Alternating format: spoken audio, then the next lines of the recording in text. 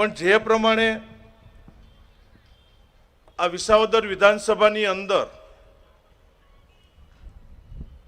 અમુક લોકો દ્વારા અમુક ઉમેદવાર દ્વારા જે પ્રમાણેનો અત્યારે માહોલ બગાડવાની અંદર આવી રહ્યો છે, તમે સૌ સોશિયલ મીડિયાના માધ્યમથી અને કાયમી માટે જોતા હશો તમે,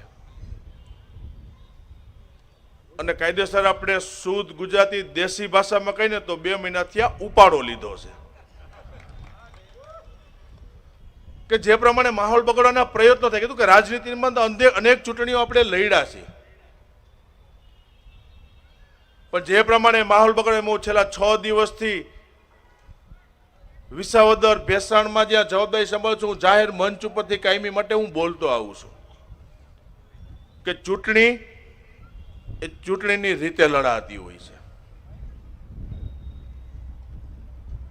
ચૂંટણીની રીતે લડવાની હોય, જે પ્રમાણે ચૂંટણીની અંદર એક અલગ મેથડથી અને ખાસ કરીને કિરીટભાઈને ટાર્ગેટ કરી અને જે એના ઉપરના આક્ષેપો લગાવવામાં આવ્યા, તમે ઉઠીને સવારથી સાંજ સુધી તમે જોતા હશો. હું મારી એક સભામાં વિસાવદર ભેસાણમાં કહું છું કે આક્ષેપો તમારે ત્યારે લગાડાય તો એ આક્ષેપોને સાબિત કરવાની તમારામાં તેવડ હોવી જોઈએ.